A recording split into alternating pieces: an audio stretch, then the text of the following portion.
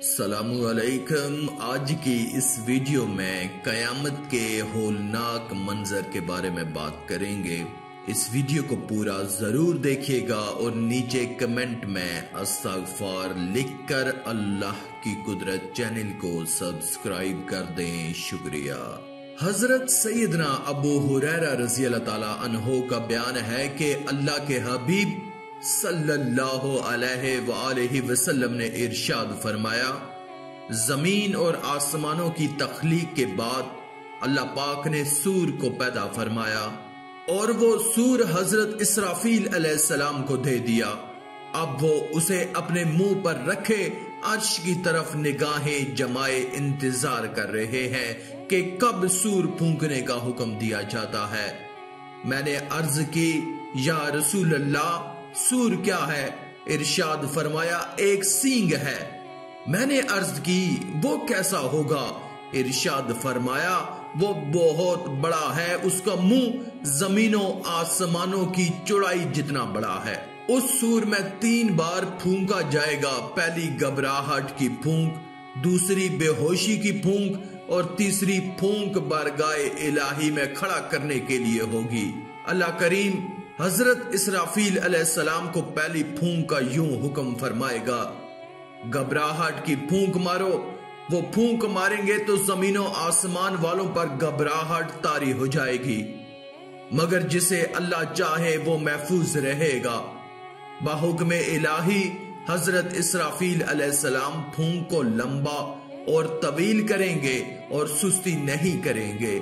इसी के मुताल्लिक अल्लाह पाक इरशाद फरमाता है, और ये राह नहीं देखते मगर एक चीख की जिसे कोई फेर नहीं सकता।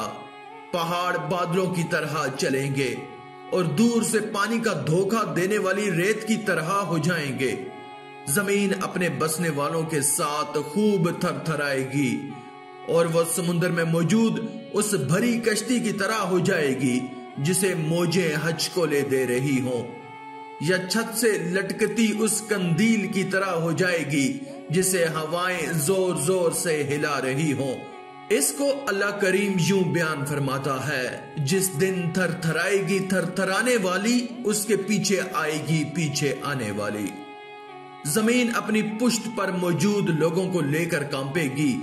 दूध पिलाने वालियां अपने दूध पीते बच्चों को भूल जाएंगी।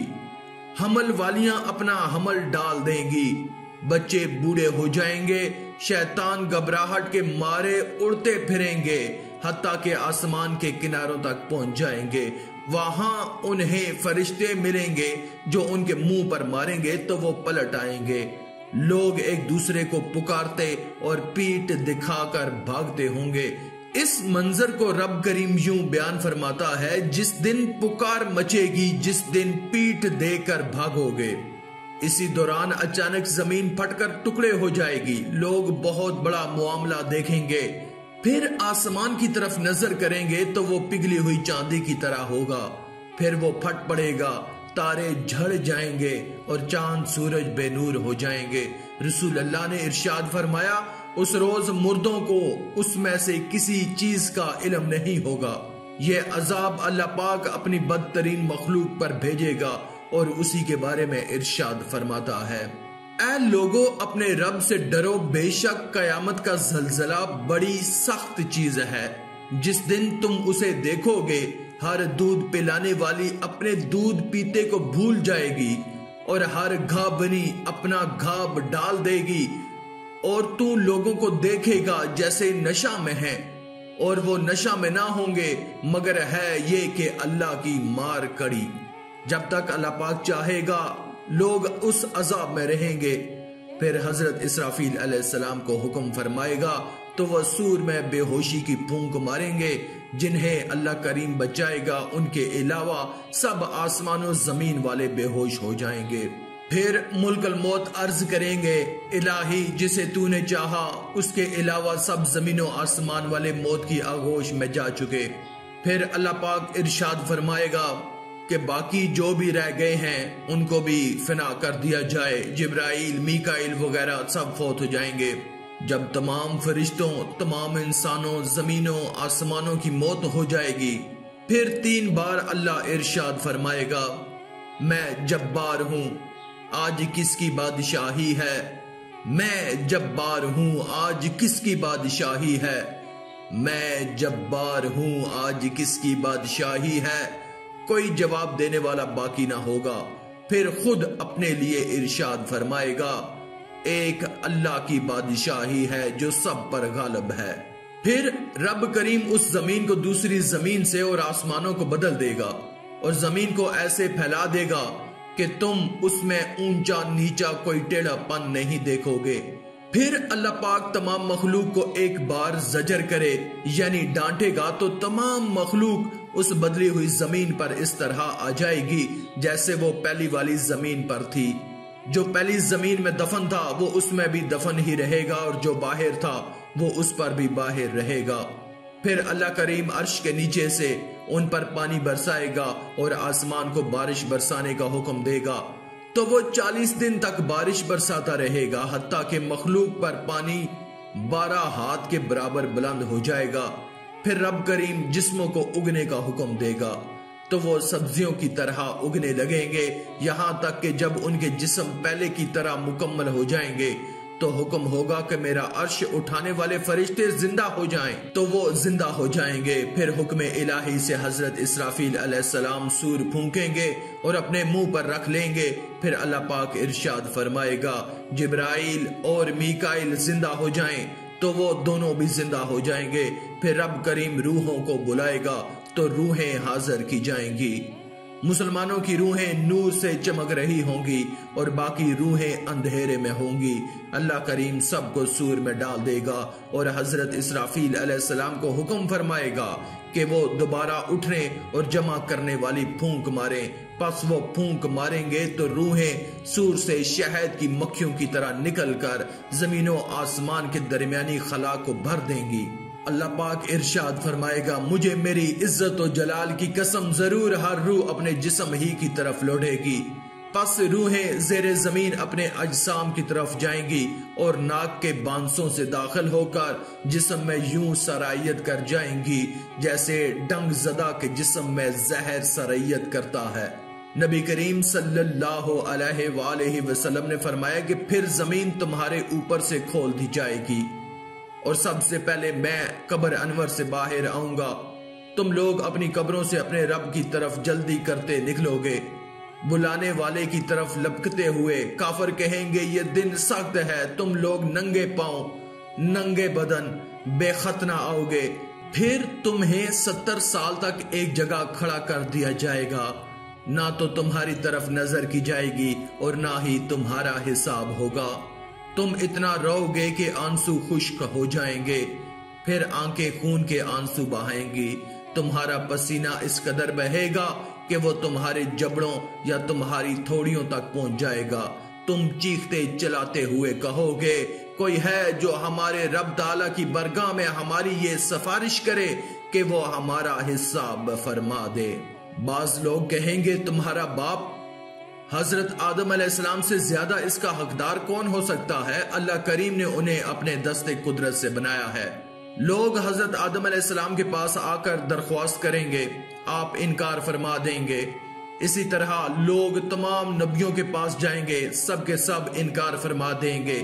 आखिर में रसूल अकरम सल्लल्लाहु अलैहि वसल्लम ने इरशाद फरमाया, फिर लोग मेरे पास आएंगे तो मैं उन्हें साथ लेकर चल पड़ूंगा हत्ता के मुकामे फहस पर पहुंचकर बरगाए इलाही में सजदा रेज हो जाऊंगा। हजरत अबू हुरैरा रज़ी अल्लाह ताला अन्हु ने अर्ज की, या रसूल अल्लाह, फहस क्या है? इरशाद फरमाया, अर्श के सामने एक मुकाम है, मैं हालत सजदा में ही हूंगा कि अल्लाह पाक एक फरिश्ता भेजेगा जो मेरा बाजू थाम लेगा। अल्लाह करीम इरशाद फरमाएगा, ए मोहम्मद, मैं अर्ज करूंगा, मेरे रब मैं हाजिर हूं। इरशाद फरमाएगा, क्या बात है? हालांकि वो खूब जानता है। मैं अर्ज करूंगा, ऐ मेरे रब, तूने मुझसे शफात का वादा फरमाया है तो मेरी शफात अपनी मखलूक के हक में कबूल फरमा, लोगों के दरमियान फैसला फरमा दे। रब करीम इरशाद फरमाएगा, मैंने तुम्हारी अर्ज कबूल की, मैं अपनी शान के मुताबिक आऊंगा और उनके दरमियान फैसला करूंगा। फिर अल्लाह पाक अपनी जमीन पर जहां चाहेगा अपनी कुर्सी रखेगा, वही जानता है कि वो कैसी कुर्सी है, और इरशाद फरमाएगा, ऐ जिन्नों और इंसानों के गिरोह, मैंने जब से तुम्हें पैदा किया उस दिन से आज तक तुमसे बास परस्त नहीं की। तुम्हारी गुफ्तगू भी सुनता था और तुम्हारे ऐमाल भी देख रहा था। आज तुम मेरे हजूर खामोश रहो, ये तुम्हारे ऐमाल नामे हैं जो तुम्हारे सामने पड़े जाएंगे। तो जो इसमें भलाई पाए तो वो रब करीम का शुक्र अदा करे, और जो इसके सिवा कुछ और पाए तो वो खुद को ही मलामत करे। फिर अल्लाह पाक जहन्नम को हुक्म देगा तो उसमें से अंधेरे में डूबी एक लंबी गर्दन निकलेगी। फिर इरशाद फरमाएगा, ऐ औलादे आदम, क्या मैंने तुमसे अहद न लिया था कि शैतान को ना पूजना। अल्लाह करीम लोगों को अलग अलग कर देगा। खौफ के मारे लोग घुटनों के बल गिरे हुए होंगे। हर गिरोह अपने नामाए अमाल की तरफ बुलाया जाएगा। अल्लाह पाक इरशाद फरमाता है, और तुम हर गिरोह को देखोगे जानों के बल गिरे हुए। हर गिरोह अपने नामाए अमाल की तरफ बुलाया जाएगा। अल्लाह करीम जिन्हों इंस के अलावा तमाम मखलूक के दरमियान फैसला फरमा देगा। वहशी जानवरों और चुपायों के दरमियान फैसला किया जाएगा, यहाँ तक कि बेसींग की बकरी को सींग वाली बकरी से बदला दिलाया जाएगा। जब जानवरों का हिसाब हो चुकेगा और किसी का बदला दूसरे पर बाकी ना रहेगा, तो रब करीम उनसे इरशाद फरमाएगा, मट्टी हो जाओ। उन्हें मट्टी होते देखकर काफिर कहेंगे, हाय मैं भी किसी तरह खाक हो जाता। फिर अल्लाह पाक अपनी बाकी मखलूक के दरमियान फैसला फरमाएगा, हत्ता कि किसी के जिम्मे किसी का हक बाकी नहीं रहेगा। जालिम से मजलूम को उसका हक दिलवाया जाएगा। यहां तक कि दूध में पानी मिलाकर बेचने वाले को यह सजा दी जाएगी कि वो दूध को पानी से अलहदा करे। जब अल्लाह करीम उनका हिसाब फरमा चुकेगा तो एक पुकारने वाला पुकारेगा जिसे तमाम मखलूक सुनेगी। वो कहेगा, हर कौम अपने उन माबूदों के साथ हो जाए जिन्हें वो अल्लाह के सिवा पूजती थी। चनाचे जो भी शख्स अल्लाह के सिवा किसी और को पूजता था, उसके सामने उसके माबूद की मिसाली सूरत बना दी जाएगी। अल्लाह पाक उस रोज एक फरिश्ते को हजरत उज़ैर अलैहिस्सलाम की सूरत पर कर देगा और एक फरिश्ते को हजरत ईसा अलैहिस्सलाम की सूरत का बना देगा।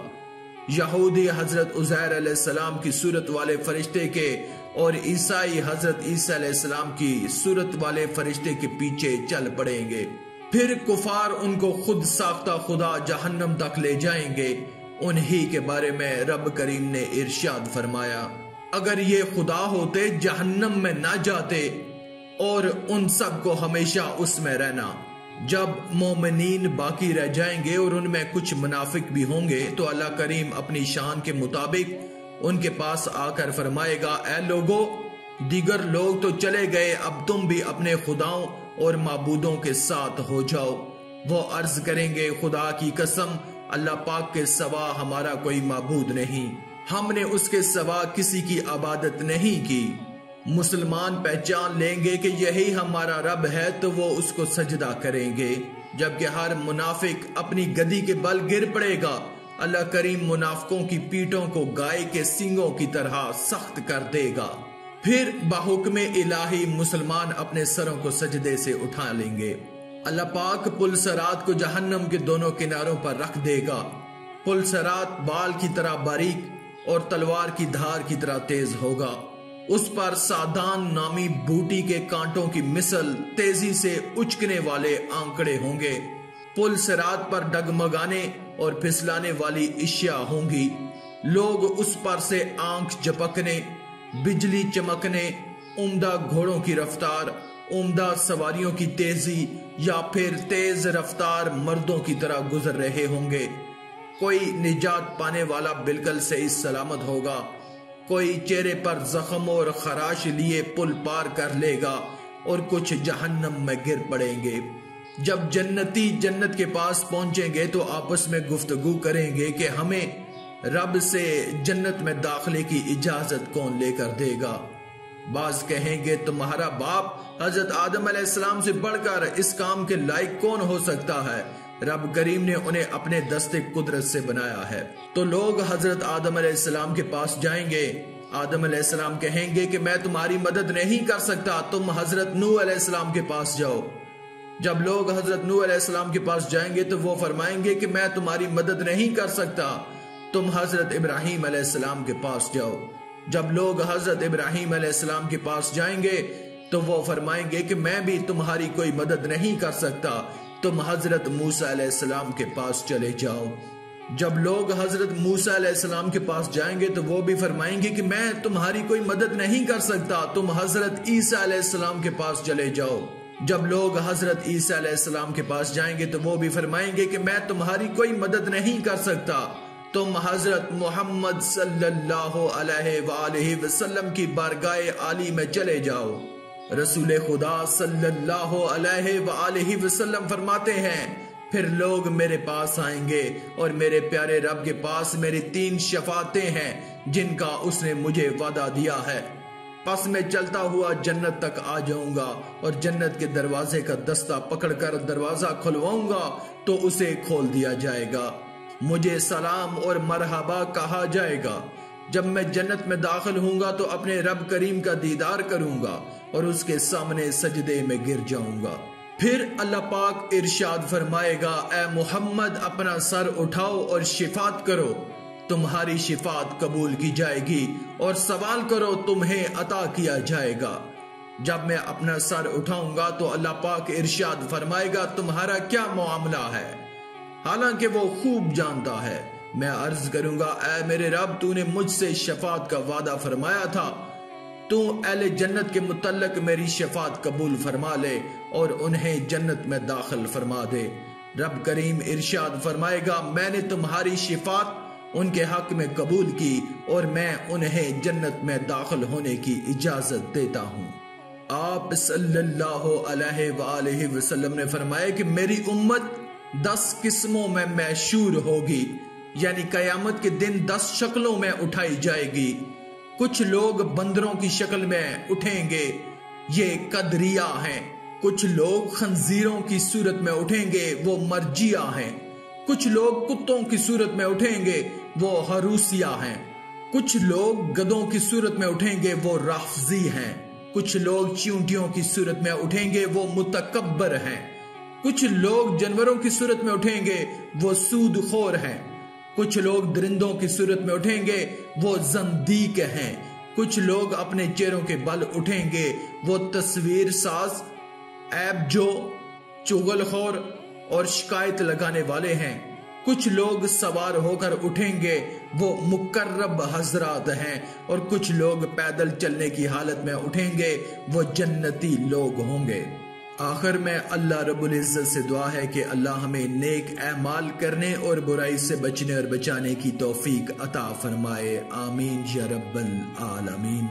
आज की इस वीडियो में था बस इतना ही। मजीद इस्लामी वीडियोस हासिल करने के लिए अल्लाह की कुदरत चैनल को सब्सक्राइब कर दें और साथ में मौजूद बेल के आइकन को दबाकर ऑल पर क्लिक कर दें। शुक्रिया।